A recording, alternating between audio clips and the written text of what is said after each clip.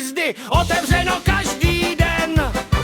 Kdo si čuchne, tak podlehne, je z odéru omámen. Volná jízda prodloužená nebo noční svezení. Stačí mít pár cigaret a v ruce držet vajnosy. Mňam, mňam, mňam, je to Važínovej park. Važínovej Jancava Lastička je principál. Važína je místo, kde je továrna na radost. Važínovej cirkus podobný jak Humberto. Je to dům strachu, radosti a štěstíčka.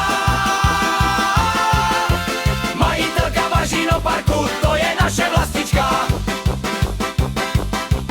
Kontrola stavu a důkladně vše promazat. O tohle se dokáže Važína pěkně postarat.